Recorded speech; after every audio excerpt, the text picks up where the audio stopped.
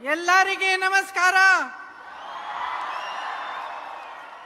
निम्गे सुस्ता कड़िया नहीं? बहुत ध्यान से सुन रहे हैं आप और बहुत समय से ठहरे हुए हैं, इसके लिए सबसे पहले मैं आपको बहुत बहुत धन्यवाद देना चाहती हूँ. ತಾವೆಲ್ಲರೂ ಕೂಡ ತಾಳ್ಮೆಯಿಂದ ಈ ಕಾರ್ಯಕ್ರಮಕ್ಕೆ ಕಾತಿರೋದಕ್ಕೆ ತಮ್ಮೆಲ್ಲರಿಗೂ ಕೂಡ ಮನಸ್ಪೂರ್ವಕವಾದಂತ ಧನ್ಯವಾದಗಳನ್ನ ಕೋರ್ತಾ ಇದ್ದೇನೆ. यहाँ आकर आज मुझे बहुत गर्व महसूस हो रहा है. ಇವತ್ತಿಲ್ಲಿ ನನಗೆ ಬಂದು ಅತ್ಯಂತ ಸಂತೋಷ ಆಗ್ತಾ ಇದೆ ಈ ಕಾರ್ಯಕ್ರಮದಲ್ಲಿ ಭಾಗವಹಿಸಿ. मैं आप सबका बहुत बहुत स्वागत करती हूँ और एक बार फिर धन्यवाद देती हूँ कि आप सब बैठे रहे हैं और ध्यान से सुन रहे हैं. देखिए, ये जो धरती है आपकी, इस धरती पर पूरे देश के देशवासियों का गर्व है. ಈ ಒಂದು ಬೆಳಗಾವಿಯ ಪುಣ್ಯ ಭೂಮಿ ಏನಿದೆ, ಈ ಒಂದು ದೇಶದ ಬೆಳಗಾವಿಯ ಪುಣ್ಯ ಭೂಮಿ ಈ ಭಾರತ ದೇಶದ ಹೆಮ್ಮೆಯ ಭೂಮಿ ಆಗಿದೆ. कांग्रेस पार्टी और उसके सदस्यों के लिए ये एक पवित्र भूमि है. ಕಾಂಗ್ರೆಸ್ ಪಕ್ಷ ಮತ್ತೆ ಅದರ ಎಲ್ಲ ಸದಸ್ಯರಿಗೆ ಈ ಬೆಳಗಾವಿಯ ಭೂಮಿ ಪವಿತ್ರವಾದಂತಹ ಭೂಮಿ, ಪುಣ್ಯ ಭೂಮಿ ಆಗಿದೆ. यहाँ श्री लोकमान्य तिलक जी ने होम रूल लीग का आंदोलन शुरू किया. ಇಲ್ಲಿ ಲೋಕಮಾನ್ಯ ಬಾಲ್ ಗಂಗಾಧರನಾಥ್ ತಿಲಕ್ ಅವರು ಅವರ ಚಳುವಳಿಯನ್ನ ಬೆಳಗಾವಿಯ ಪುಣ್ಯ ಭೂಮಿಯಿಂದ ಪ್ರಾರಂಭ ಮಾಡಿದ್ರು. और यहीं पे 100 साल पहले महात्मा गांधी जी ने कांग्रेस अध्यक्ष का पद संभाला. ಅದೇ ರೀತಿಯಲ್ಲಿ ಇದೇ ಪುಣ್ಯ ಭೂಮಿಯಲ್ಲಿ ಒಂದು ಶತಮಾನದ ಹಿಂದೆ, 100 ವರ್ಷದ ಹಿಂದೆ ಮಹಾತ್ಮ ಗಾಂಧೀಜಿ ಅವರು ಅಖಿಲ ಭಾರತ ಕಾಂಗ್ರೆಸ್ ಪಕ್ಷದ ಅಧ್ಯಕ್ಷತೆಯನ್ನು ಕೂಡ ಬೆಳಗಾವಿಯಲ್ಲಿ ವಹಿಸಿದ್ರು. आज हम सुवर्ण सौधा में गए थे और वहां एक चित्र बना है. ಇವತ್ತು ನಾವು ಸುವರ್ಣ ಸೌಧಾಗೆ ಹೋಗಿದ್ವಿ, ಅಲ್ಲಿ ನಾವೊಂದು ಚಿತ್ರನ ನಾವು ನೋಡಿದ್ವಿ. उस चित्र में मैंने देखा कि बसवन्ना जी बैठे हैं. ಆ ಚಿತ್ರದಲ್ಲಿ ನಾನು ನೋಡಿದೆ, ಆ ಚಿತ್ರದಲ್ಲಿ ಬಸವಣ್ಣವರು ಕೂತಿದ್ರು. और उनके सामने अक्कम्मा देवी जी खड़ी हैं. ಅವರ ಮುಂದೆ ಅಕ್ಕ ಮಹಾದೇವಿ ಅವರು ನಿಂತಿದ್ರು. और वो चित्र आपकी यहाँ की लोकतांत्रिक परंपरा को दर्शाता है. ಆ ಒಂದು ಚಿತ್ರ ಏನಿದೆ, ಆ ಒಂದು ಚಿತ್ರ ಕರ್ನಾಟಕ ರಾಜ್ಯದ ಪ್ರಜಾಪ್ರಭುತ್ವದ ಬಗ್ಗೆ ಎತ್ತಿ ತೋರುತ್ತೆ. जहाँ लोकतंत्र, लोगों की भागीदारी, समानता, ये असूल बहुत पुराने असूल हैं. ಆ ಚಿತ್ರದಲ್ಲಿ ನಾವು ನೋಡಬಹುದು ಪ್ರಜಾಪ್ರಭುತ್ವದ ಮೂಲಗಳು, ಸಮಾನತೆಗಳು, ಹಂಚಿಕೆಗಳ ಒಂದು ಸಮಾನತೆ ಎಲ್ಲ ಕೂಡ ಆ ಚಿತ್ರದಲ್ಲಿ ನಾವು ಎದ್ದು ನೋಡಬಹುದು. यही वो असूल हैं जिस पर हमारा स्वतंत्रता संग्राम चला. ಇದೇ ಒಂದು ಅಡಿಪಾಯ ಮೂಲೆ ಆಗಿದೆ ಯಾವ ಒಂದು ಸ್ವತಂತ್ರದ ಹೋರಾಟದ ಮೇಲೆ ಇದು ನಾವು ಮಾಡಿರ್ತಕ್ಕಂಥದ್ದು. यही वो असूल हैं जिन पर महात्मा गांधी ने सत्याग्रह किया. ಈ ಒಂದು ತತ್ವ ಸಿದ್ಧಾಂತಗಳ ಆಧಾರದ ಮೇಲೆ ಮಹಾತ್ಮ ಗಾಂಧೀಜಿ ಅವರು ಸತ್ಯಾಗ್ರಹದ ಹೋರಾಟನ ಈ ದೇಶಕ್ಕೆ ಮಾಡಿರ್ತಕ್ಕಂಥದ್ದು. आप सोचिए कि उस समय जब जब बड़े साम्राज्यों को गिराना पड़ता था, तो जहां जहां जिस देश में आप देखें वहां हिंसा होती थी. ತಾವು ನೋಡಿ, ಹಿಂದಿನ ಕಾಲದಲ್ಲಿ ಯಾವುದಾದ್ರೂ ಒಂದು ದೊಡ್ಡ ಸಾಮ್ರಾಜ್ಯನ ಕದಡಬೇಕಂದ್ರೆ, ಬೀಳಿಸ್ಬೇಕಂದ್ರೆ ಅದರಲ್ಲಿ ದೊಡ್ಡ ಮಟ್ಟದಲ್ಲಿ ಹಿಂಸಾಚಾರ ಆಗ್ತಾ ಇತ್ತು, ರಕ್ತ ಹರಿತಾ ಇತ್ತು, खून की नदियां बहती थी. ರಕ್ತದ ನದಿಗಳು, ಸಮುದ್ರಗಳು ಹರಿತಾ ಇದ್ವು. और हमारा ये स्वतंत्रता संग्राम ಆದ್ರೆ ನಮ್ಮ ಒಂದು ಸ್ವತಂತ್ರದ ಹೋರಾಟ इस पूरी दुनिया में अनोखा संग्राम, ಈ ಪೂರ್ತಿ ವಿಶ್ವದಲ್ಲೇ ಒಂದು ಅದ್ಭುತವಾದಂತ ವಿಶೇಷವಾದಂತ ಹೋರಾಟ ಆಗಿತ್ತು. जो सत्य और अहिंसा के आधार पर लड़ा गया. ಈ ಒಂದು ಸ್ವತಂತ್ರದ ಹೋರಾಟ ಸತ್ಯ ಮತ್ತೆ ಅಹಿಂಸೆಯ ಆಧಾರದ ಮೇಲೆ ಹೋರಾಟ ನಡೆಯಿತು. जिसमें महात्मा गांधी, ಯಾವುದರಲ್ಲಿ जवाहरलाल नेहरू जी, सरदार पटेल जी, अंबेडकर जी, जिसमें तमाम जो स्वतंत्रता सेनानी थे, उन्होंने कहा कि तुम हिंसा करो, हम नहीं करेंगे, तुम मारो, हम हाथ नहीं उठाएंगे, हम लड़ेंगे सत्य के आधार पर, अहिंसा के आधार पर, और हम इसी आधार पर तुम्हें शिकस्त देंगे. ಇವತ್ತು ಮಹಾತ್ಮ ಗಾಂಧೀಜಿಯವರು, ಲಾಲ್ ಬಹದ್ದೂರ್ ಶಾಸ್ತ್ರಿ ಅವರು, ಜವಾಹರ್ಲಾಲ್ ನೆಹರು ಅವರು, ಹಲವಾರು ಗಣ್ಯರು ಮಹನೀಯರು ಈ ಒಂದು ಸ್ವತಂತ್ರ ಹೋರಾಟದಲ್ಲಿ ಒಂದು ಸಂದೇಶ ಹೇಳಿದ್ರು. ನೀವು ನಮ್ಮ ವಿರುದ್ಧ ಹಿಂಸಾಚಾರ ಮಾಡಿ ನಾವು ಕೈ ಎತ್ತಲ್ಲ, ನೀವು ನಮ್ಮನ್ನ ಹೊಡಿರಿ ನಾವು ಅದಕ್ಕೆ ಪ್ರತಿಕ್ರಿಯೆ ಕೊಡಲ್ಲ, ನೀವು ನಮ್ಮ ಮೇಲೆ ದೌರ್ಜನ್ಯ ಮಾಡಿ ನಾವು ಅದಕ್ಕೆ ಉತ್ತರಿಸಲ್ಲ, ನಾವು ಒಂದೇ ಮಾಡ್ತೀವಿ, ಅಹಿಂಸೆಯ ಮಾರ್ಗದಲ್ಲಿ ನಾವು ಈ ಭಾರತ ದೇಶಕ್ಕೆ ಸ್ವತಂತ್ರ ಅಂತ ತಂದ್ಕೊಡ್ತೀವಿ ಅಂತ ಹೇಳಿದ್ರು. दुनिया में ये एक अनोखा स्वतंत्रता संग्राम था जिसमें अहिंसा के आधार पर नैतिक बल से एक साम्राज्य को गिराया गया. ಇದು ವಿಶ್ವದಲ್ಲಿ ಒಂದು ವಿಶೇಷವಾದಂತ ಸ್ವತಂತ್ರ ಹೋರಾಟ, ಯಾವುದರಲ್ಲಿ ಅಹಿಂಸೆಯ ಶಕ್ತಿಯಿಂದ ಒಂದು ಸಾಮ್ರಾಜ್ಯನ ಒಡೆದು ಅದನ್ನ ಶರಣಾಗತರ ಮಾಡತಕ್ಕಂಥದ್ದು. और इसी संग्राम से जब हमारा देश स्वतंत्र हुआ, तब इसी संग्राम से जो मूल थे, जो आधार थे, जो उभरे, उन्हीं पर आधारित बाबा साहेब जी की अगुवाई में, पंडित जवाहरलाल नेहरू जी और बाकी सब नेताओं की अगुवाई में ये हमारा संविधान बना. ಸ್ವತಂತ್ರ ಹೋರಾಟ ಆದ ನಂತರ, ಅಹಿಂಸೆಯಿಂದ ಭಾರತಕ್ಕೆ ಸ್ವತಂತ್ರ ಬಂದ ನಂತರ ಯಾವ ಆಶೋತ್ತರಗಳ ಮೇಲೆ ನಮಗೆ ಸ್ವತಂತ್ರ ಬಂದು, ಯಾವ ಅಹಿಂಸೆಯ ಆಧಾರದ ಮೇಲೆ ನಮಗೆ ಸ್ವತಂತ್ರ ಬಂತೋ, ಆ ಒಂದು ಅಹಿಂಸೆಯ ಆಧಾರದಿಂದ ಇವತ್ತು ಬಾಬಾ ಸಾಹೇಬ್ ಅಂಬೇಡ್ಕರ್ ಅವರು, ಜವಾಹರ್ಲಾಲ್ ನೆಹರೂಜಿ ಅವರು ಎಲ್ಲರೂ ಸೇರ್ಕೊಂಡು ದೇಶಕ್ಕೆ ಈ ಪವಿತ್ರವಾದಂತ ಸಂವಿಧಾನನ ಅದೇ ಆಧಾರದ ಮೇಲೆ ಕೊಟ್ಟಿದ್ದಾರೆ. ये संविधान क्या है, इसका आपके जीवन में क्या आधार है, ಈ ಸಂವಿಧಾನ क्या ಅಂದ್ರೆ ಏನು? मतलब है इसका आपके लिए? ಈ ಸಂವಿಧಾನ ಅಂದ್ರೆ ಏನು? ಈ ಸಂವಿಧಾನ ತಮ್ಮ ಜೀವನದಲ್ಲಿ ಯಾವ ಪಾತ್ರನ ಮಾಡ್ತಾ ಇದೆ ಅಂತೇಳಿ ತಾವು ಯೋಚನೆ ಮಾಡಬೇಕಾಗಿದೆ. ये संविधान एक पुस्तक नहीं है, एक किताब नहीं है. ಈ ಸಂವಿಧಾನ ಕೇವಲ ಒಂದು ಪುಸ್ತಕ ಮಾತ್ರವಲ್ಲ. आप इस देश के देशवासी हो, यहाँ बैठी मेरी बहनें, यहाँ बैठे मेरे भाई, ये संविधान आपका रक्षा कवच है. ಈ ದೇಶದಲ್ಲಿರ್ತಕ್ಕಂಥ, ಈ ಕಾರ್ಯಕ್ರಮದಲ್ಲಿರ್ತಕ್ಕಂಥ ನಮ್ಮ ಅಣ್ಣಂದ್ರೆ, ಅಕ್ಕ ತಂಗಿಯಂದ್ರೆ, ಈ ಸಂವಿಧಾನ ಏನಾಗಿದೆ ಅಂತಂದ್ರೆ, ಈ ಸಂವಿಧಾನ ತಮ್ಮೆಲ್ಲರನ್ನು ಕಾಪಾಡಂತ ಒಂದು ರಕ್ಷಾ ಕವಚವಾಗಿ ನಿಂತಿದೆ. इसको बनाने वाले बाबा साहेब अंबेडकर जी दलितों, आदिवासियों, पिछड़ों और गरीबों के मसीहा हैं. ಈ ಒಂದು ಸಂವಿಧಾನನ ಸೃಷ್ಟಿ ಮಾಡತಕ್ಕಂಥ ಸಂವಿಧಾನ ಶಿಲ್ಪಿ ಬಾಬಾ ಸಾಹೇಬ್ ಅಂಬೇಡ್ಕರ್ ಅವರು ಈ ದೇಶದಲ್ಲಿರ್ತಕ್ಕಂಥ ತುಳಿತಕ್ಕೆ ಒಳಗಾದಂತವರು, ಪರಿಶಿಷ್ಟ ಜಾತಿ, ಪರಿಶಿಷ್ಟ ಪಂಗಡ, ಬುಡಕಟ್ಟ ಜನರ ಮಸೀಹ ಆಗಿ ನಿಂತಿದ್ದಾರೆ, ಭಗವಂತನಾಗಿ ದೇವರಾಗಿದ್ದಾರೆ. सामाजिक न्याय और अधिकार का प्रतीक हैं. ಸಾಮಾಜಿಕ ನ್ಯಾಯ ಮತ್ತೆ ಅಧಿಕಾರದ ಹಂಚಿಕೆಯ ಪ್ರತೀಕವಾಗಿ ನಿಂತಿದ್ದಾರೆ. इसमें उन्होंने आपके लोकतंत्र की सुरक्षा डाली है. ಈ ಒಂದು ಸಂವಿಧಾನದಲ್ಲಿ ನಮ್ಮ ಒಂದು ಪ್ರಜಾಪ್ರಭುತ್ವದ ಸುರಕ್ಷತೆಯನ್ನ ಅಡಗಿಸಿಟ್ಟಿದ್ದಾರೆ. आपको अधिकार दिए हैं. ಅವರು ನಿಮಗೆ ಅಧಿಕಾರ ಕೊಟ್ಟಿದ್ದಾರೆ. वोट डालने का अधिकार, जिससे आप अपनी सरकार को चुन सकते हैं. ಮತ ಹಾಕಂತ ಅಧಿಕಾರ, ಮತದ ಮೂಲಕ ನಿಮ್ಮ ಸರ್ಕಾರನ ಆಯ್ಕೆ ಮಾಡ್ಕೊಳ್ಳಂತ ಅವಕಾಶ ಮಾಡಿಕೊಟ್ಟಿದ್ದಾರೆ. न्याय मांगने का अधिकार, कि जब कोई आपके साथ गलत करता है तो आप सरकार से न्याय मांग सकते हैं. ನ್ಯಾಯ ಕೇಳಂತ ಅಧಿಕಾರ, ಯಾವಾಗ ನಿಮ್ ವಿರುದ್ಧವಾಗಿ ಅನ್ಯಾಯ ಆಗುತ್ತೆ ಆವಾಗ ನಿಮಗೆ ಪ್ರಜಾಪ್ರಭುತ್ವದಲ್ಲಿ ಶಕ್ತಿ ಇದೆ, ಸರ್ಕಾರನ ಪ್ರಶ್ನೆ ಮಾಡಿ ನ್ಯಾಯ ಕೇಳಕ್ಕೋಸ್ಕರ. समानता का अधिकार, कि सरकार आपको एक नजरिए से देखती है, कोई बड़ा नहीं, कोई छोटा नहीं, कोई अलग नहीं, सबको वही वोट का अधिकार दिया गया है, जिससे आप अपने देश के लिए सरकार, अपने देश का नेतृत्व चुन सकते हैं. ಸಮಾನತೆಯ ಅವಕಾಶ ಇದೆ. ಈ ಒಂದು ಸಂವಿಧಾನದ ಮೂಲಕವಾಗಿ ನಾವು ದೇಶದಲ್ಲಿ ಸಮಾನತೆಯನ್ನ ಕೇಳಬಹುದು.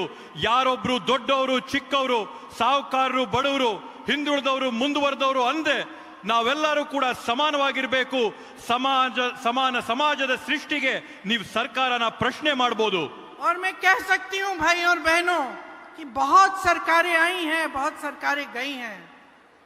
ಮತ್ತೆ ನಾನು ಹೇಳ್ತೀನಿ ಅಣ್ಣ ತಮ್ಮಂದ್ರೆ, ಸಾಕಷ್ಟು ಸರ್ಕಾರಗಳನ್ನ ನಾವು ಬಂದಿರತಕ್ಕಂಥದ್ದನ್ನ ನೋಡಿದೀವಿ, ಹೋಗಿರ್ತಕ್ಕಂಥದ್ದನ್ನ ನೋಡಿದೀವಿ. और ये सिर्फ कांग्रेस की सरकारें नहीं रही, ಇವು ಬರೀ ಕಾಂಗ್ರೆಸ್ ಪಕ್ಷದ ಸರ್ಕಾರಗಳು ಮಾತ್ರ ಅಲ್ಲ, अनेक पार्टियों की सरकारें आई, ಹಲವಾರು ಪಕ್ಷಗಳ ಸರ್ಕಾರಗಳನ್ನ ನಾವು ನೋಡಿದೀವಿ. लेकिन आज तक ಆದ್ರೆ ಇವತ್ತವರೆಗೂ कोई ऐसी सरकार नहीं आई जिसका गृह मंत्री संसद में खड़े होकर बाबा साहेब अंबेडकर का अपमान कर सके. ಆದ್ರೆ ಇವತ್ತವರೆಗೂ ಯಾವೊಂದು ಸರ್ಕಾರ ನಾವು ನೋಡಿಲ್ಲ. ಆ ಸರ್ಕಾರದಲ್ಲಿರ್ತಕ್ಕಂಥ ಗೃಹ ಸಚಿವರು ಅಮಿತ್ ಶಾ ಅವರು ಸಂಸತ್ತಲ್ಲಿ ನಿಂತು ಬಾಬಾ ಸಾಹೇಬ್ ಅಂಬೇಡ್ಕರ್ ಅವರ ನಿಂದನೆ ಅವಮಾನ ಮಾಡಿರ್ತಕ್ಕಂಥದ್ದನ್ನ ನಾವು ಯಾರು ಕೂಡ ಇವತ್ತವರೆಗೂ ನೋಡಿಲ್ಲ. आज तक कोई ऐसी सरकार नहीं रही जिनके मंत्री चुनाव में घूम घूम कर कह पाए कि हम इस संविधान को बदल डालेंगे.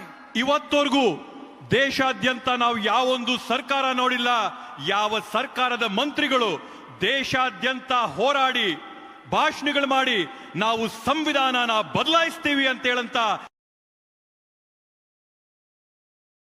सोच सकता था कि इस स्वतंत्र भारत में दशकों गुजर गए, हमें स्वतंत्रता प्राप्त हुई और इस स्वतंत्र भारत की धरती पर खड़े होकर कोई कह सकता है कि हमें 1947 में स्वतंत्रता नहीं मिली.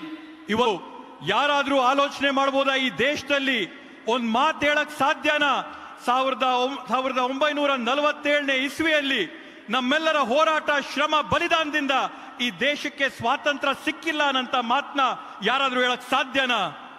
किसी ने नहीं सोचा था कि इस तरह का अपमान सरकार की तरफ से आएगा. ನಾವು ಯಾರು ಕೂಡ ಯೋಚನೆ ಮಾಡಿರಲಿಲ್ಲ ಈ ರೀತಿಯಾದಂತ ಅವಮಾನಗಳು ಸರ್ಕಾರದ ಕಡೆಯಿಂದ ಬರುತ್ತೆ ಅಂತ ಹೇಳಿ. कि मंत्री संविधान को कमजोर करने की बात करेंगे. ಈ ಸರ್ಕಾರದ ಮಂತ್ರಿಗಳು ಸಂವಿಧಾನನ ಕ್ಷೀಣಿಸಂತ ಒಂದು ಪ್ರಯತ್ನನ ಮಾಡ್ತಾ ಇದ್ದಾರೆ. कि बाबा साहेब अंबेडकर जी जैसे गरीबों के मसीहा का संसद में अपमान होगा. ಬಾಬಾ ಸಾಹೇಬ್ ಅಂಬೇಡ್ಕರ್ ಅವರು ಯಾರೊಬ್ರು ಬಡವರ ದೇವರ ಸಮಾನರಾದಂತ ಪುರುಷರನ್ನ, ದೈವ ಪುರುಷರನ್ನ ಸಂಸತ್ತಿನಲ್ಲಿ ಅವಮಾನ ಆಗಂತದ್ದನ್ನ ನಾವು ನಿರೀಕ್ಷೆ ಮಾಡಿರಲಿಲ್ಲ. उनका अपमान करके देश के गृह मंत्री ने लोकतंत्र का अपमान किया है. ಬಾಬಾ ಸಾಹೇಬ್ उन शहीदों का अपमान किया है जिन्होंने हमारे स्वतंत्रता संग्राम में अपनी जान दी इस देश के लिए. ಬಾಬಾ ಸಾಹೇಬ್ ಅಂಬೇಡ್ಕರ್ ಅವರ ಅವಮಾನ ಮಾಡಿದಂತ ಅಮಿತ್ ಶಾ ಅವರು ಬರೀ ಬಾಬಾ ಸಾಹೇಬ್ ಅಂಬೇಡ್ಕರ್ ಅವರೊಬ್ಬರನ್ನೇ ಅಲ್ಲ, ಆದ್ರೆ ಈ ದೇಶಕ್ಕೋಸ್ಕರ ಶರಣಾದಂತ ರಕ್ತ ತ್ಯಾಗ ಬಲಿದಾನ ಮಾಡಿದಂತ ಹೋರಾಟಗಾರನ, ಸ್ವತಂತ್ರ ಹೋರಾಟಗಾರನ ಅವಮಾನ ಮಾಡಿದ್ದಾರೆ. उन स्वतंत्रता सेनानियों का अपमान किया है जिन्होंने सब कुछ छोड़कर स्वतंत्रता संग्राम में लड़ाई लड़ी, अपना खून बहाया, अपना पसीना बहाया, इस देश के लिए अपना सब कुछ न्यौछावर कर दिया. ಆ ರೀತಿಯಾದಂತ ಸ್ವತಂತ್ರ ಹೋರಾಟಗಾರರು ಯಾರು ಎಲ್ಲವನ್ನೂ ಕೂಡ ತ್ಯಾಗ ಮಾಡಿ ಬಿಟ್ಟು ತಮ್ಮ ಬೆವರು ರಕ್ತ ಬಲಿದಾನನ ಕೊಟ್ಟು ಈ ದೇಶಕ್ಕೆ ಸ್ವಾತಂತ್ರ್ಯ ತಂದ್ಕೊಟ್ಟಂತ ಆ ಮಹನೀಯರಿಗೆ ಇವರು ನಿಂತಿವತ್ತು ಸದನದಲ್ಲಿ ಅವಮಾನ ಮಾಡಿದ್ದಾರೆ. तो ये कैसे हो रहा है भाई और बहनों, ये क्यों हो रहा है? ಬಂಧುಗಳೇ, ಯೋಚನೆ ಮಾಡಿ ಇದು ಯಾಕೆ ಆಗ್ತಾ ಇದೆ, ಇದು ಯಾವ ಕಾರಣಕ್ಕೆ ಇದು ನಡೀತಾ ಇದೆ ಅಂತ ಯೋಚನೆ ಮಾಡಿ. ये इसलिए हो रहा है कि जब तमाम देशवासी, इस देश के किसान, इस देश के मजदूर, इस देश के स्वतंत्रता सेनानी स्वतंत्रता संग्राम में शामिल थे, तो उसी समय एक और विचारधारा इस देश की धरती पर उभर रही थी. ಬಂಧುಗಳೇ, ಇದರಲ್ಲಿ ನಾವು ಗಮನಿಸಬೇಕಾದಂತದ್ದು ದೇಶದಲ್ಲಿರ್ತಕ್ಕಂಥ ಬಡ ವರ್ಗದವರು, ರೈತ ವರ್ಗದವರು, ಸ್ವತಂತ್ರ ಹೋರಾಟಗಾರರು ಎಲ್ಲರೂ ಕೂಡ ಈ ದೇಶಕ್ಕೆ ಹೋರಾಟ ತರಬೇಕು ಅಂತ ಆಂದೋಲನ ನಡೆಸ್ತಾ ಇರಬೇಕಾದಂತ ಸಂದರ್ಭದಲ್ಲಿ ಇದೇ ದೇಶದಲ್ಲಿ ಮತ್ತೊಂದು ವಿಚಾರಧಾರೆ ಹರಿತಾ ಇತ್ತು, ಮತ್ತೊಂದು ವಿಚಾರಧಾರೆ ಆಲೋಚನೆ ಆಗ್ತಾ ಇತ್ತು, ಚರ್ಚೆ ಆಗ್ತಾ ಇತ್ತು. वो एक ऐसी विचारधारा है जिसने उस समय भी संविधान का अपमान किया. उस समय उसके खिलाफ, संविधान के खिलाफ एक पूरा अभियान चलाया. ಅದು ಯಾವ ತರದ ವಿಚಾರಧಾರೆ ಅಂತಂದ್ರೆ, ಆ ವಿಚಾರಧಾರೆ ಸ್ವತಂತ್ರದ ಸಮಯದಲ್ಲಿ ಕೂಡ ಸಂವಿಧಾನನ ವಿರೋಧ ಮಾಡಿದಂಥದ್ದು, ಸಂವಿಧಾನದಲ್ಲಿರ್ತಕ್ಕಂಥ ಅಂಶಗಳನ್ನ ತಿರಸ್ಕಾರ ಮಾಡಿದಂತ ಒಂದು ವಿಚಾರಧಾರೆ ಅಂದಿನಿಂದ ಕೂಡ ನಡ್ಕೊಂಡು ಬಂದಿರತಕ್ಕಂಥದ್ದು. मेरी बहनों, हम आज दशकों बाद महिलाओं के अधिकार की बात करते हैं, ये बात बाबा साहेब अंबेडकर ने उस समय की थी। ನಮ್ಮ ಅಕ್ಕ ತಂಗಂದ್ರೆ ತಾಯಂದ್ರೆ ನಾವಿವತ್ತು ಕೂಡ ಇವತ್ತು ಆಧುನಿಕ ಭಾರತದಲ್ಲಿ ಮಹಿಳೆಯರ ಸಮಾನತೆ ಬಗ್ಗೆ ನಾವು ಚರ್ಚೆ ಮಾಡ್ತಾ ಇದೀವಿ. ಆದ್ರೆ ಅಂದಿನ ದಿನ ಬಾಬಾ ಸಾಹೇಬ್ ಅಂಬೇಡ್ಕರ್ ಅವರು ಮಹಿಳಾ ಸಮಾನತೆಯ ಬಗ್ಗೆ ಆವತ್ತೇ ಪ್ರಸ್ತಾಪ ಮಾಡಿದ್ರು. और उस समय जब बाबा साहेब अंबेडकर ने ये बात की, तब आरएसएस की विचारधारा के लोगों ने उनके पुतले जलाए, उनके खिलाफ अभियान चलाया.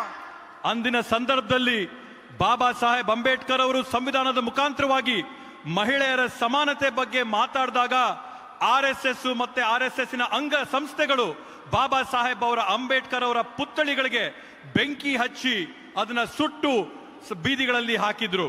क्योंकि बीजेपी की पैदाइश ही यही विचारधारा है, यहीं से उभरी है बीजेपी. इसीलिए आज भाजपा के नेता, भाजपा की सरकारें हमारे संविधान बाबा साहेब अंबेडकर जी का अपमान खुलेआम कर रहे हैं. ಈ ರೀತಿಯಾದಂತ ಆಲೋಚನೆಗಳ ತತ್ವ ಸಿದ್ಧಾಂತಗಳಿಂದ ಹುಟ್ಟಿದಂತ ಬಿಜೆಪಿ ಪಕ್ಷ ಆದ್ರಿಂದಾನೇ ಈ ಒಂದು ಸಂವಿಧಾನನ ಸತತವಾಗಿ ವಿರೋಧ ಮಾಡಿಕೊಂಡು ಬರ್ತಾ ಇರ್ತಕ್ಕಂಥದ್ದು. ಆದ್ರಿಂದಾನೇ ಅವರು ಇವತ್ತು ಕೂಡ ಅವಮಾನ ಮಾಡ್ತಾ ಇರ್ತಕ್ಕಂಥದ್ದು. 2024 के चुनाव में पिछले साल जब ये जगह जगह जाकर कह रहे थे कि संविधान बदल डालेंगे, तो जनता ने इनको सबक सिखाया.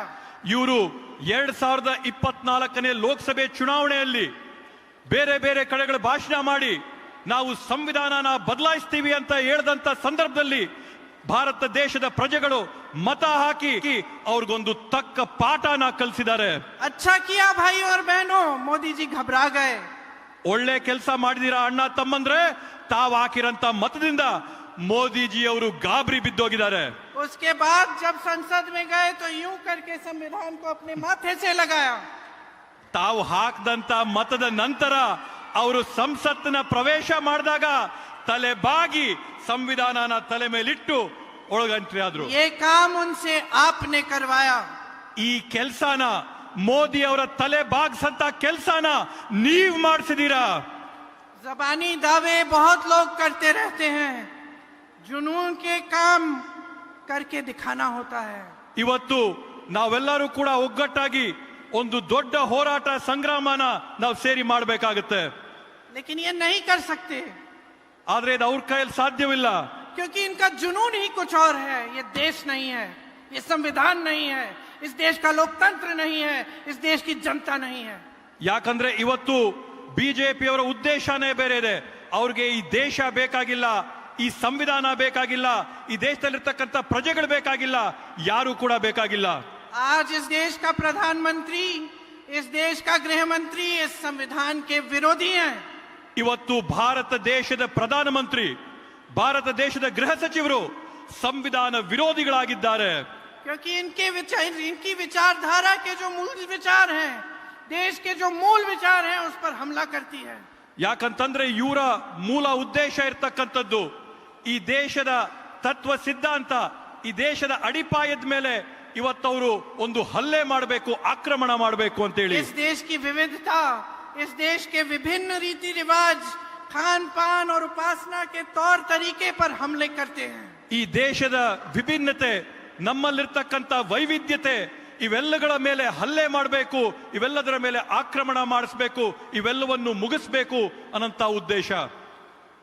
ये संविधान के विरोधी इसलिए हैं क्योंकि इनका संगठन और इनके आदर्श पुरुष हमारे संविधान और तिरंगे का उपहास करते हैं.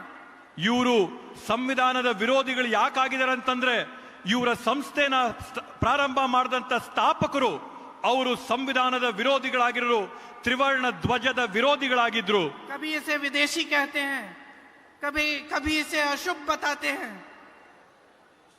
कभी इसे विदेशी कहते हैं, कभी इसे अशुभ बताते हैं. ಒಂದೊಂದು ಸರಿ ಇದು ಸರಿ ಇಲ್ಲ ಅಂತ ಹೇಳ್ತಾರೆ, ಮತ್ತೊಂದು ಸರಿ ಇದು ಅಶುಭವಾದಂತದ್ದು ಅಂತ ಹೇಳ್ತಾರೆ. और जब ये पहली बार सत्ता में आए तो क्या किया इन्होंने, इनके नेताओं ने? ಇವರು ಮೊದಲನೇ ಬಾರಿ ಅಧಿಕಾರಕ್ಕೆ ಬಂದಾಗ ಇವ್ರೇನನ್ ಮಾಡಿದ್ರು? संविधान समीक्षा आयोग बनाया. ಇವರು ಸಂವಿಧಾನದ ವಿಮರ್ಶೆಯ ಒಂದು ಸಮಿತಿನ ಪ್ರಾರಂಭ ಮಾಡಿದ್ರು. ये संविधान के विरोधी इसलिए हैं क्योंकि ये आरक्षण को कमजोर करना चाहते हैं। ಇವರು ಸಂವಿಧಾನದ ವಿರೋಧಿಗಳು ಯಾಕಾಗಿದ್ದಾರೆ ಅಂತಂದ್ರೆ ಇವರಿವತ್ತು ಈ ದೇಶನ ಕ್ಷೀಣಿಸಂತ ಪ್ರಯತ್ನ ಮಾಡ್ತಾ ಇದ್ದಾರೆ, सामाजिक न्याय के खिलाफ बयान देते हैं, ಸಾಮಾಜಿಕ ನ್ಯಾಯದ ವಿರುದ್ಧವಾಗಿ ಹೇಳಿಕೆಗಳನ್ನ ಕೊಡ್ತಾ ಇದ್ದಾರೆ, न्यायपालिकाओं को कमजोर करते हैं। ಇವತ್ತು ನ್ಯಾಯಾಂಗಗಳನ್ನ ಇವತ್ತು ಅವರು ಕ್ಷೀಣಿಸಂತ ಪ್ರಯತ್ನ ಮಾಡ್ತಾ ಇದ್ದಾರೆ।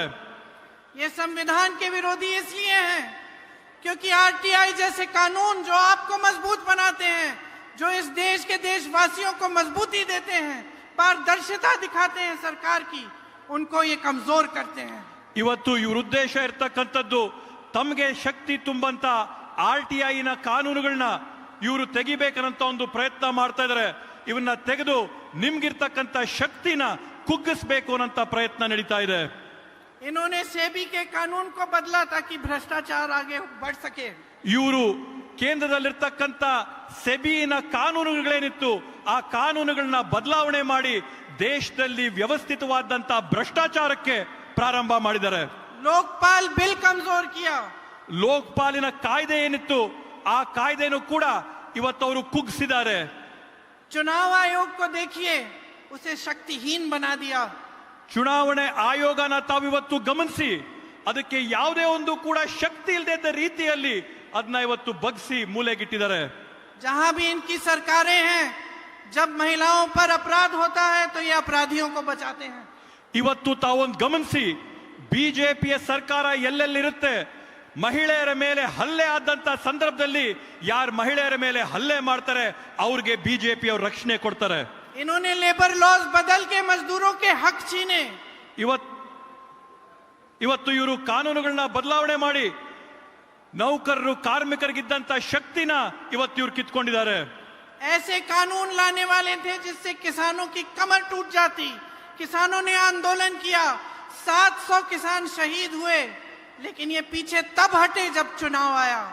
ಇವರು ಯಾವ ರೀತಿಯಾದಂತ ಕಾನೂನುಗಳನ್ನ ತರಕ್ಕೆ ಪ್ರಯತ್ನ ಮಾಡ್ತಾವ್ರಂತಂದ್ರೆ ಆ ಕಾನೂನುಗಳ ಮುಖಾಂತರವಾಗಿ ರೈತರ ಬೆನ್ನನ್ನ ಮುರಿಯಂತ ಪ್ರಯತ್ನ ಮಾಡ್ತಾ ಇದ್ದಾರೆ। ಆ ಕಾನೂನಿನ ವಿರೋಧವಾಗಿ ಹೋರಾಟ ಮಾಡಿದಂತ ರೈತರು 700 ಜನ ತಮ್ಮ ಪ್ರಾಣಗಳನ್ನ ಕಳ್ಕೊಂಡಾಗ ಕೂಡ ಬಂದು ಆ ಕಾನೂನನ್ನ ಹಿಂಪಡಿದೆ ಚುನಾವಣೆ ಬಂದಂತ ಸಂದರ್ಭದಲ್ಲಿ ಮಾತ್ರ ಆ ಕಾನೂನನ್ನ ವಾಪಸ್ ತಗೊಳ್ಳಂತ ಕೆಲಸ ಮಾಡಿದ್ರು।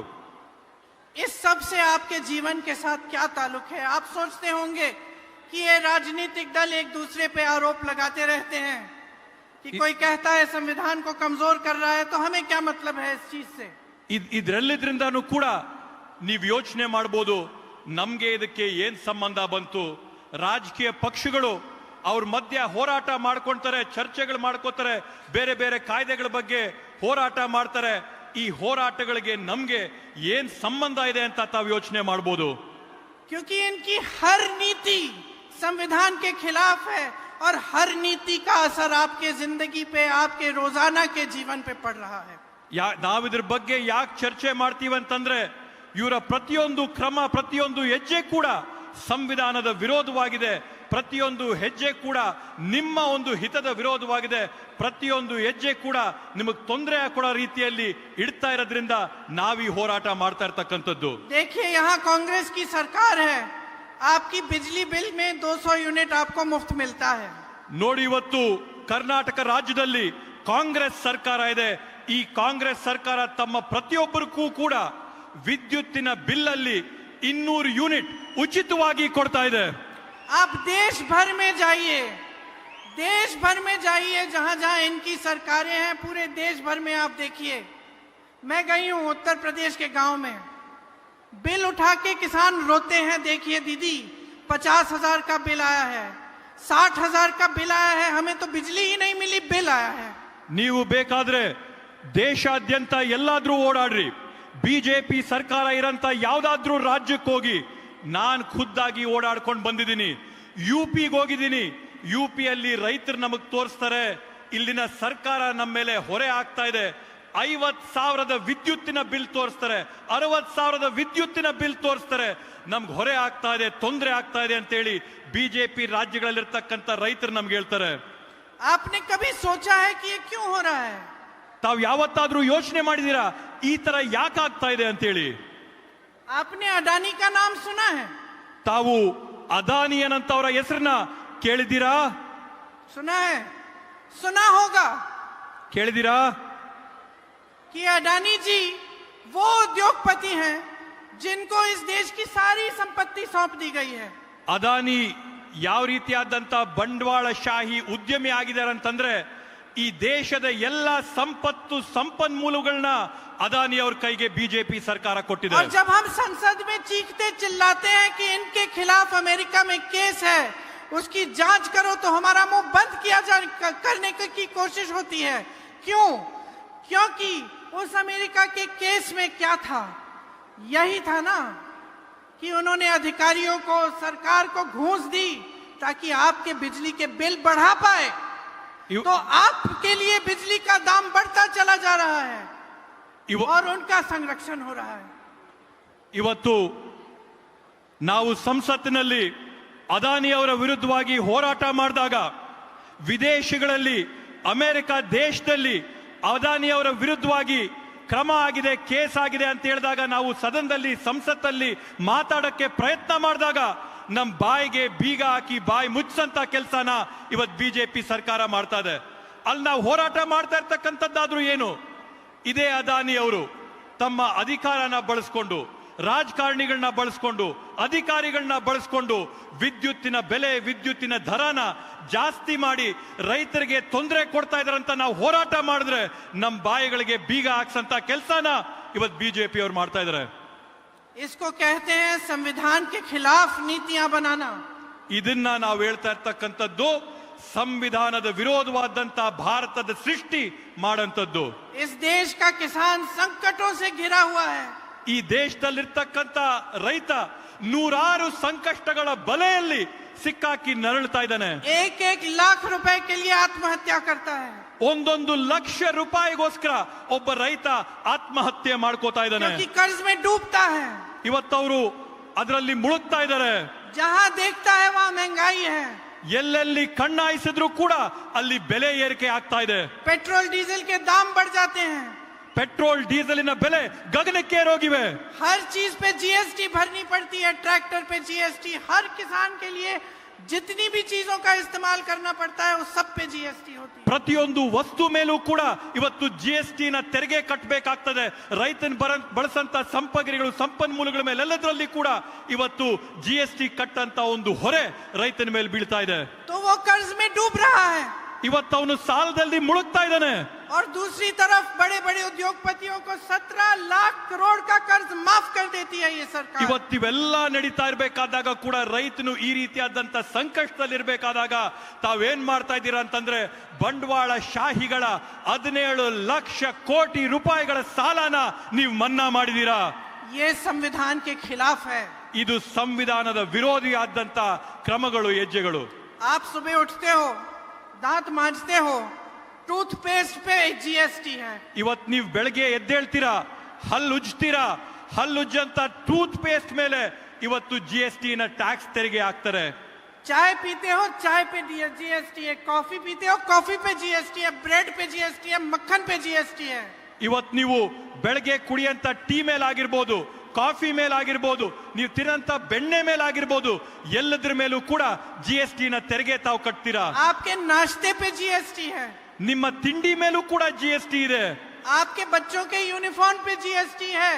ನಿಮ್ ಮಕ್ಕಳು ಹಾಕಂತ ಯೂನಿಫಾರ್ಮ್ ಮೇಲೆ ಜಿಎಸ್ಟಿ ಹಾಕ್ತಾರೆ. पुस्तकों पे जीएसटी है. पेंसिल पे जीएसटी है. ಅವ್ರು ಓದಂತ ಪುಸ್ತಕಗಳು, ಬರೆಯಂತ ಪೆನ್ಸಿಲ್ಗಳು, ಇದ್ರ ಮೇಲೂ ಕೂಡ ಜಿಎಸ್ಟಿ ಇದೆ. मोजे जूतों पर जीएसटी है. ಅವ್ರು ಹಾಕಂತ ಪಾದ ರಕ್ಷಕಗಳ ಶೂಸ್ಗಳ ಮೇಲೆ ಜಿಎಸ್ಟಿ ಇದೆ. आप सामान खरीदने जाते हो, जीएसटी देते हो. ನೀವು ಏನಾದ್ರೂ ಸಾಮಗ್ರಿಗಳನ್ನ ಕೊಂಡ್ಕೊಳ್ಳಕ್ಕೆ ಮಾರ್ಕೆಟ್ಗೆ ಹೋದ್ರೆ ಅದ್ರ ಮೇಲೆ ತಾವು ಜಿಎಸ್ಟಿ ಕಟ್ತೀರಾ. अडानी जी, अंबानी जी देते हैं टैक्स. उनकी टैक्स बड़ी है क्या? ಅದಾನಿ, ಅಂಬಾನಿ ಅವರ ಈ ಟ್ಯಾಕ್ಸ್ಗಳನ್ನ ಕಟ್ತಾರ? ಇವತ್ತವರೆಗೂ ಅವ್ರ ಟ್ಯಾಕ್ಸ್ ನ ಜಾಸ್ತಿ ಮಾಡಿದಾರ? आपकी टैक्स हर रोज बढ़ती चली जा रही है. उनकी टैक्स बड़ी नहीं है. ತಾವು ಕಟ್ತಾ ಇರ್ತಕ್ಕಂಥ ತೆರಿಗೆಗಳು ದಿನ ದಿನ ಜಾಸ್ತಿ ಆಗ್ತಾ ಹೋಗ್ತಾ ಇದೆ. ಆದ್ರೆ ಅದಾನಿ, ಅಂಬಾನಿ ಅವ್ರು ಕಟ್ತಾ ಇರ್ತಕ್ಕಂಥ ತೆರಿಗೆಗಳು ಜಾಸ್ತಿ ಆಗ್ತಾ ಇದೆಯಾ? वो हजारों करोड़ रुपए कमा रहे हैं, उनका टैक्स नहीं बढ़ता. ಅವರು ಸಾವಿರಾರು ಕೋಟಿ ರೂಪಾಯಿಗಳನ್ನ ಸಂಪಾದನೆ ಮಾಡ್ತಾವ್ರೆ. ಆದ್ರೆ ಇವತ್ತವರೆಗೂ ಅವರ ತೆರಿಗೆಯ ದರ ಜಾಸ್ತಿ ಆಗಿಲ್ಲ. और आप जितने भी परिवार के सदस्य बाहर जाएं, काम करें, खेती में करें, मजदूरी करें, नौकरी करें, तब भी आपका पैसा काफी नहीं हो रहा है, तब भी आप अपने जीवन में संकट झेल रहे हैं, संघर्ष झेल रहे हैं. ಇವತ್ತು ನೀವು ತಮ್ಮ ಮನೆಯಲ್ಲಿರ್ತಕ್ಕಂಥ ಎಲ್ಲ ಕುಟುಂಬದ ಸದಸ್ಯರು ಮನೆಯಿಂದ ಹೊರಗಡೆ ಹೋಗಿ ದುಡ್ದು ಶ್ರಮ ಹಾಕಿ ಸಂಪಾದನೆ ಮಾಡ್ಕೊಂಡು ಬಂದ್ರು ಕೂಡ ಇವತ್ತು ತಾವು ಸಂಪಾದನೆ ಮಾಡಿದಂತ ಎಲ್ಲ ಸಂಪನ್ಮೂಲಗಳನ್ನ ಸಂಗ್ರಹ ಮಾಡಿದ್ರು ಕೂಡ ಅದಿವತ್ತು ಮನೆಯನ್ನ ನಡೆಸಕ್ಕೆ ಸಾಕಾಗ್ತಾ ಇಲ್ಲ. इसी को कहते हैं संविधान विरोधी नीतियां. ಇದನ್ನೇ ನಾವು ಹೇಳಂತದ್ದು ಸಂವಿಧಾನದ ವಿರೋಧವಾದಂತ ತತ್ವ ಸಿದ್ಧಾಂತಗಳಂತೇಳಿ. यही है उसका असर ಇದೇ ಅದರ ಪರಿಣಾಮ. कि जब सरकार, शासन, प्रशासन सिर्फ बड़े बड़े उद्योगपतियों के लिए चल रहा है.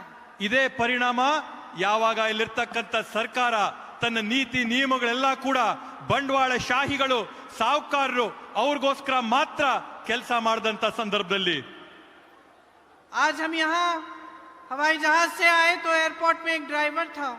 ನಾವಿವತ್ತು ದೆಹಲಿಯಿಂದ ಬೆಳಗಾವಿಗೆ ವಿಮಾನದಲ್ಲಿ ಬಂದು ಇಳಿದಾಗ ಅಲ್ಲೊಬ್ಬ ಡ್ರೈವರ್ ಇದ್ದ, ಗಾಡಿ ಓಡಿಸೋ ಡ್ರೈವರ್ ಇದ್ದ.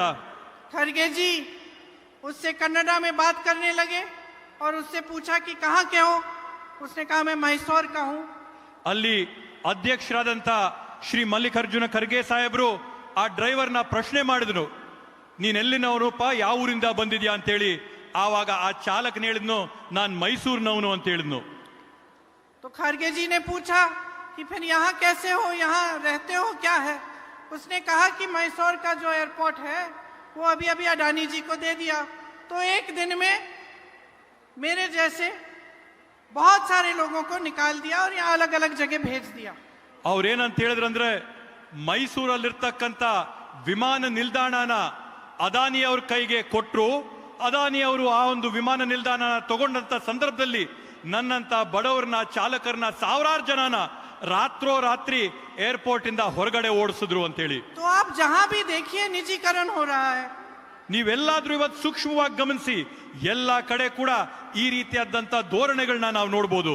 और वो भी एक दो जनों, एक दो उद्योगपतियों को सब कुछ दिया जा रहा है.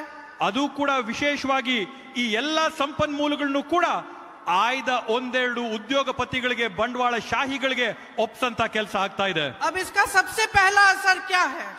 ಆದ್ರಿಂದ ಮೊದಲನೇ ಪರಿಣಾಮ ಏನಂತೆ? कि आरक्षण खत्म होता है. आरक्षण खत्म होता है. ಇವತ್ತು ಆ ರೀತಿಯಾದಂತ ಕೆಲಸಗಳಿಂದ ಏನ್ ನಮ್ಮಲ್ಲಿರ್ತಕ್ಕಂಥ ರಿಸರ್ವೇಶನ್ ಇತ್ತು, ರಿಸರ್ವೇಶನ್ ಮುಗೀತು.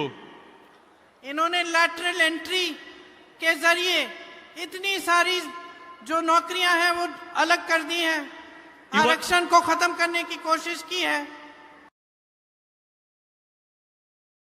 ಇವತ್ತು ಇವರು ಪಾರ್ಶ್ವ ಪ್ರವೇಶದ ಮುಖಾಂತರವಾಗಿ, ಲ್ಯಾಟ್ರಲ್ ಎಂಟ್ರಿ ಪಾರ್ಶ್ವ ಪ್ರವೇಶದ ಮುಖಾಂತರವಾಗಿ ಬೇರೆ ಬೇರೆ ಹುದ್ದೆಗಳನ್ನ ತುಂಬಿಸೋದಕ್ಕೋಸ್ಕರ ಅವರು ಬೇರೆ ರೀತಿಗಳನ್ನ, ನಿಯಮಗಳನ್ನ ಮಾಡಿ ಇವತ್ತು ನಮ್ಮಲ್ಲಿರ್ತಕ್ಕಂಥ ಮೀಸಲಾತಿಯ ಪದ್ಧತಿ ಏನಿತ್ತು ಅದನ್ನ ಮೊಟಕುಗೊಳಿಸಂತ ಪ್ರಯತ್ನ ಮಾಡ್ತಾ ಇದ್ದಾರೆ. इसको कहते हैं संविधान विरोधी नीतियां. ಇದನ್ನೇ ನಾವು ಹೇಳಂತದ್ದು ಸಂವಿಧಾನ ವಿರೋಧ ಧೋರಣೆಗಳಂತ ಹೇಳಿ, ನಿಯಮಗಳಂತ ಹೇಳಿ. तो जब हम संविधान की बात करते हैं, जब हम कहते हैं कि ये संविधान को कमजोर कर रहे हैं, असल में हम क्या कह रहे हैं? ನಾವಿವತ್ತು ಸಂವಿಧಾನದ ವಿಷಯಗಳನ್ನ ಪ್ರಸ್ತಾಪ ಮಾಡಿದಾಗ, ನಾವು ಯಾವಾಗ ಇವರು ಸಂವಿಧಾನನ ಕುಗ್ಸಂತ ಪ್ರಯತ್ನ ಮಾಡ್ತಾ ಇದ್ದಾರೆ ಅಂತ ಹೇಳಿದಾಗ ನಾವು ಹೇಳ್ತಾ ಇರ್ತಕ್ಕಂಥ ವಿಷಯಗಳು, ವಿಚಾರಗಳೇನು? हम ये कह रहे हैं कि ये इस देश की जनता को कमजोर कर रहे हैं, कि देश के लोकतंत्र को कमजोर कर रहे हैं, कि आपके जिंदगी में संकट को बढ़ा रहे हैं, संघर्ष को बढ़ा रहे हैं, आपको कमजोर कर रहे हैं. ಇವತ್ತು ನಾವು ಹೇಳ್ತಾ ಇರ್ತಕ್ಕಂಥದ್ದೇನಂತಂದ್ರೆ, ಇವ್ರು ಸಂವಿಧಾನನ ವಿರೋಧ ಮಾಡುವ ಮುಖಾಂತರವಾಗಿ, ಸಂವಿಧಾನನ ತೆಗೆಯಂತ ಪ್ರಯತ್ನ ಮಾಡುವ ಮುಖಾಂತರವಾಗಿ ನಮ್ಮಲ್ಲಿರ್ತಕ್ಕಂಥ ಪ್ರಜಾಪ್ರಭುತ್ವನ ತೆಗೆಯಂತ ಪ್ರಯತ್ನ ಮಾಡ್ತಾ ಇದ್ದಾರೆ. ನಿಮ್ಮಲ್ಲಿರ್ತಕ್ಕಂಥ ಸಂಕಷ್ಟಗಳಿಗೆ, ನಿಮಗೆ ತೊಂದರೆಗಳನ್ನ ಜಾಸ್ತಿ ಮಾಡ್ತಾ ಇದ್ದಾರೆ, ನಿಮ್ಮನ್ನ ತೊಂದರೆಗಳ ಬಲೆಯಲ್ಲಿ ಬೀಸಿ ಸಿಕ್ಕಾಕ್ಸ್ತಾ ಇದ್ದಾರೆ ಅಂತ. तो आपको समझना पड़ेगा कि ये जो संविधान है ये आपका है. ಇವತ್ತು ತಾವು ಯೋಚನೆ ಮಾಡಬೇಕು, ತಾವು ತಿಳ್ಕೋಬೇಕಾಗಿದೆ, ಈ ಒಂದು ಸಂವಿಧಾನ ಏನಿದೆ ಇದು ನಿಮ್ಮ ಸಂವಿಧಾನ. आपके जीवन में इससे बड़ी कोई चीज नहीं है. ನಿಮ್ಮ ಜೀವನದಲ್ಲಿ ನಿಮ್ಮ ಬದುಕಿನಲ್ಲಿ ಈ ಸಂವಿಧಾನಕ್ಕಿಂತ ದೊಡ್ಡದು ಬೇರೆ ಯಾವುದೂ ಕೂಡ ಇಲ್ಲ ಅಂತ ನೀವು ತಿಳ್ಕೋಬೇಕಾಗುತ್ತೆ. यही आपको अन्याय से बचाता है. ಇದು ಈ ಸಂವಿಧಾನ ನಿಮ್ಮನ್ನ ಅನ್ಯಾಯದಿಂದ ಕಾಪಾಡುತ್ತೆ. यही आपको न्याय का अधिकार देता है. ಈ ಸಂವಿಧಾನ ನಿಮ್ಗೆ ನ್ಯಾಯದ ಅಧಿಕಾರನ ನಿಮ್ ಕೈ ಕೊಡುತ್ತೆ. यही आपको शिक्षा का अधिकार देता है. ಇದೇ ನಿಮಗೆ ಶಿಕ್ಷಣದ ಅವಕಾಶನ ಕೊಡುತ್ತೆ. भोजन का अधिकार देता है. ಈ ಸಂವಿಧಾನ ನಿಮ್ಗೆ ಆಹಾರ ಊಟದ ಅವಕಾಶ ಕೊಡುತ್ತೆ. आवाज उठाने का अधिकार देता है. ನಿಮ್ಮ ಧ್ವನಿ ಎತ್ತಿ ಮಾತಾಡಂತ ಅವಕಾಶ ಈ ಸಂವಿಧಾನ ಕೊಡುತ್ತೆ. सरकार के खिलाफ आंदोलन करने का अधिकार देता है. ಸರ್ಕಾರದ ವಿರುದ್ಧವಾಗಿ ಹೋರಾಟ ಮಾಡಂತ ಅವಕಾಶ ಈ ಸಂವಿಧಾನ ಕೊಡುತ್ತೆ. ये जो हमारे सेना, ये जो हमारे पुलिस वाले यहाँ खड़े हैं, कर्मचारी खड़े हुए हैं सरकार के, इनको सुरक्षित रखता है. ಈ ಒಂದು ಇವತ್ತು ನಮ್ಮನ್ನ ಕಾಪಾಡ್ತಾ ಇರ್ತಕ್ಕಂಥ ಆರಕ್ಷಕರೇನಿದ್ದಾರೆ, ಪೊಲೀಸ್ ಏನಿದ್ದಾರೆ, ಇವತ್ತು ಅವ್ರನ್ನ ಸುರಕ್ಷಿತವಾಗಿಡಂತ ಕೆಲಸನ ಈ ಸಂವಿಧಾನ ಮಾಡುತ್ತೆ. ये आज अपने पुराने पेंशन के लिए गिड़गिड़ा रहे हैं. ಇವತ್ತು ಇವರು ಅವರ ಪೆನ್ಷನ್ಗೋಸ್ಕರ ಆಕಾಶದ ಕಡೆ ನೋಡ್ತಾ ಇದ್ದಾರೆ. क्योंकि आज की सरकार हर रोज संविधान पर हमला करती है. ಯಾಕಂತಂದ್ರೆ ಇವತ್ತು ಭಾರತ ದೇಶದಲ್ಲಿರ್ತಕ್ಕಂಥ ಈ ಸರ್ಕಾರ ಪ್ರತಿ ದಿನ ಸಂವಿಧಾನದ ಮೇಲೆ ಹಲ್ಲೆ ಆಕ್ರಮಣ ಮಾಡ್ತಾ ಇದೆ. तो समझ लीजिए, यही आपका लोकतंत्र है. ಮತ್ತೆ ನೀವು ತಿಳ್ಕೊಂಬಿಡ್ರಿ, ಈ ಸಂವಿಧಾನ ಇದೇ ತಮ್ಮನ್ನ ಕಾಪಾಡಕ್ಕಿರ್ತಕ್ಕಂಥದ್ದು. और यही आपको सुरक्षित रखेगा. ಮತ್ತೆ ಇದೇ ಸಂವಿಧಾನ ನಿಮ್ಮನ್ನೆಲ್ಲರನ್ನೂ ಕೂಡ ಸುರಕ್ಷಿತವಾಗಿ ಇಟ್ಟಿರುತ್ತೆ ಅಂತ ಹೇಳಿ. और जो अपनी राजनीति के लिए, अपनी सत्ता के लिए इसको कमजोर करने की कोशिश कर रहे हैं, इसको बदलने, इसको खत्म करने की कोशिश कर रहे हैं, उनको पहचानिए. ಇವತ್ತು ತಾವು ತಿಳ್ಕೊಳ್ಳಿ, ಯಾರು ಅವರ ರಾಜಕೀಯದ ಬೇಳೆಗಳನ್ನ ಬೇಯಿಸ್ಕೊಳ್ಳಕ್ಕೆ, ಯಾರವರ ರಾಜಕೀಯದ ಅಸ್ತಿತ್ವನ ಉಳಿಸ್ಕೊಳ್ಳೋಕ್ಕೋಸ್ಕರ ಈ ಸಂವಿಧಾನದ ಮೇಲೆ ಹಲ್ಲೆ ಮಾಡಿ ಬದಲಾವಣೆ ಮಾಡಂತ ಪ್ರಯತ್ನ ಮಾಡ್ತಾ ಇದ್ದಾರೆ, ಅದನ್ನ ಕ್ಷೀಣಿಸಂತ ಪ್ರಯತ್ನ ಮಾಡ್ತಾ ಇದ್ದಾರೆ, ಅವ್ರು ಯಾರು ಅಂತೇಳಿ ತಾವೆಲ್ಲರೂ ಮನ್ಸಿಟ್ಟಿ ಗಮನಿಸಿ. तय कर लीजिए, मन बना लीजिए कि आप इस पर आंच नहीं आने देंगे. ತಾವು ಗಟ್ಟಿ ಮನಸ್ಸು ಮಾಡ್ಕೊಳ್ರಿ, ಧೈರ್ಯ ಮಾಡ್ಕೊಳ್ರಿ, ಹೋರಾಟ ಮಾಡಕ್ ತಯಾರಾಗಿ. ಯಾಕಂತಂದ್ರೆ ಈ ಸಂವಿಧಾನದ ಮೇಲೆ ಯಾವುದೇ ಒಂದು ರೀತಿಯಾದಂತ ಒಂದು ಕಪ್ಪು ಚುಕ್ಕೆ ಕೂಡ ಬರಕ್ ಬಿಡಲ್ಲ ಅಂತೇಳಿ ತಾವು ತೀರ್ಮಾನ ಮಾಡ್ಕೊಳ್ಳಿ. आप अपना अपमान नहीं सहेंगे, अपने संविधान का अपमान नहीं सहेंगे, बाबा साहेब का अपमान नहीं सहेंगे. ತಾವು ತಮ್ಮ ಅವಮಾನನ ಸಹಿಸಬೇಡಿ, ಸಂವಿಧಾನದ ಅವಮಾನನ ಸಹಿಸಬೇಡಿ, ಬಾಬಾ ಸಾಹೇಬ್ ಅಂಬೇಡ್ಕರ್ ಅವ್ರ ಮೇಲೆ ಮಾಡಿರ್ತಕ್ಕಂಥ ಅವಮಾನನ ತಾವು ಸಹಿಸಬೇಡ್ರಿ.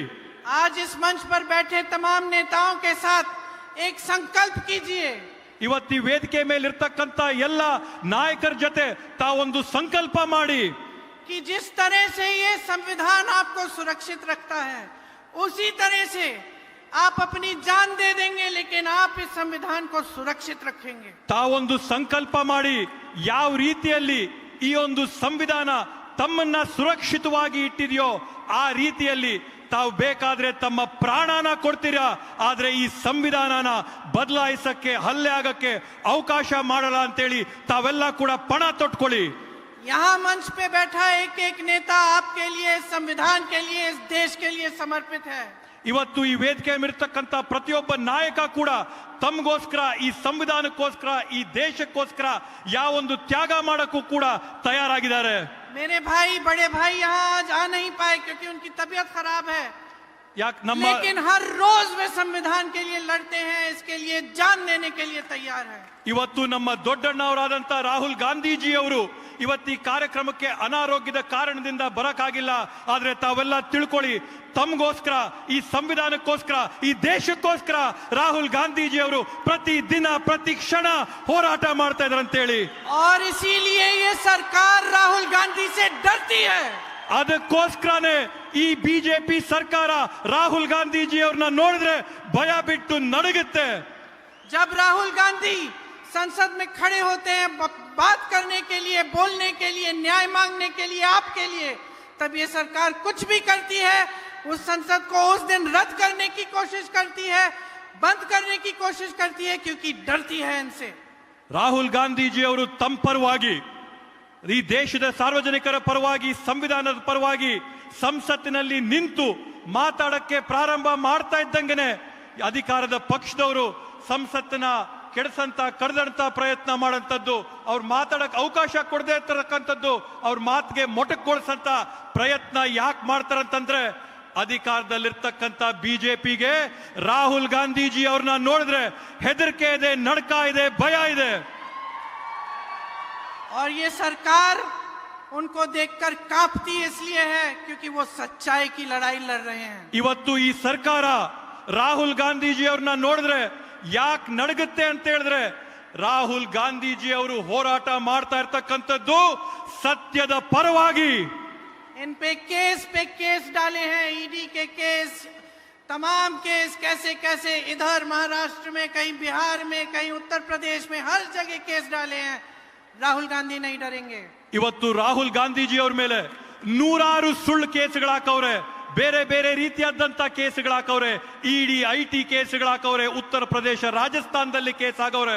ಆದ್ರೆ ಎಷ್ಟೇ ನೂರಾರು ಕೇಸ್ ಆಗ್ಲಿ ರಾಹುಲ್ ಗಾಂಧೀಜಿ ಅವರು ಆ ಯಾವ ಕೇಸ್ಗಳಿಗೂ ಹೆದರಂತ ಗಂಡಲ್ಲ.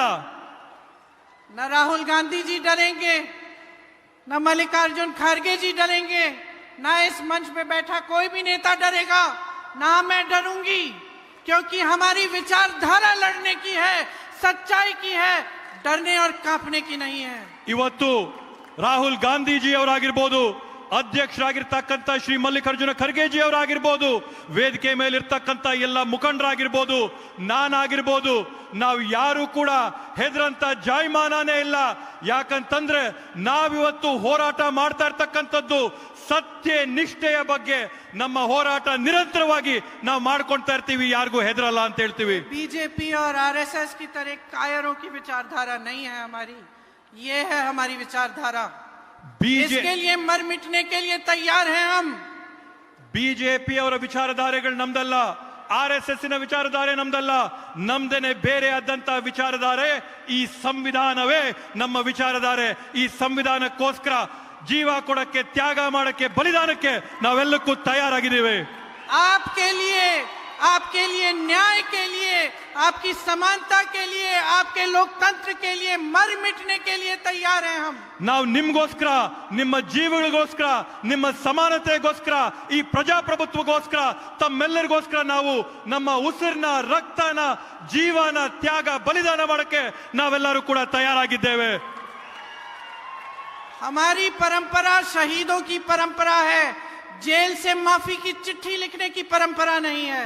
ನಮ್ಮ ಒಂದು ಪರಂಪರೆ, ನಮ್ಮ ಇತಿಹಾಸ ಯಾವ ತರದ್ದು ಅಂತ ಹೇಳಿದ್ರೆ ಈ ದೇಶಕ್ಕೆ ಬಲಿದಾನ, ಪ್ರಾಣ ಕೊಡಂತ ಒಂದು ಇತಿಹಾಸ ನಮ್ದು.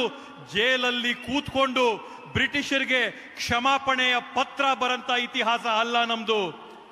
और वही परंपरा इस देश के एक एक देशवासी की परंपरा है. ಆ ಪರಂಪರೆ ಏನಿದೆ ಹೋರಾಟದ್ದು, ಈ ದೇಶದ ಪ್ರತಿಯೊಬ್ಬ ಪ್ರಜೆ, ನಾಗರಿಕರ ಇತಿಹಾಸ ಇದೇ ಆಗಿದೆ. आप सभी उस परंपरा से उभरे हो. इस स्वतंत्रता संग्राम ने हमें स्वतंत्रता दी. आप स्वतंत्र भारत के देशवासी हो.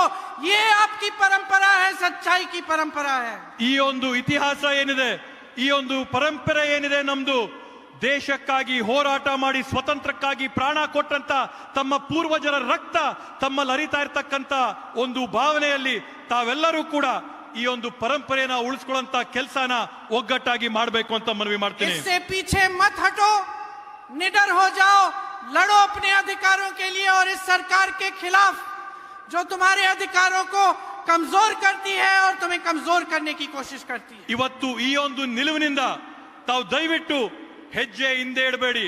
ಧೈರ್ಯವಾಗಿ ಮುನ್ನುಗ್ಗಿ ನಿಮ್ಮ ಹಕ್ಕುಗಳನ್ನ, ಸಮಾನತೆನ, ಸಂವಿಧಾನನ ಕಿತ್ಕೋತಾ ಇರ್ತಕ್ಕಂಥ ಈ ಒಂದು ದುಷ್ಟ ಸರ್ಕಾರದ ವಿರುದ್ಧವಾಗಿ ತಾವೆಲ್ಲರೂ ಕೂಡ ಹೋರಾಟ ಮಾಡಿ ಮುನ್ನುಗ್ಗಿ ಅಂತ ಕೇಳ್ತೀನಿ. एक बार मेरे साथ जोर से बोलो, जय बापू, और जोर से जय बापू, जय भीम, जय संविधान. धन्यवाद.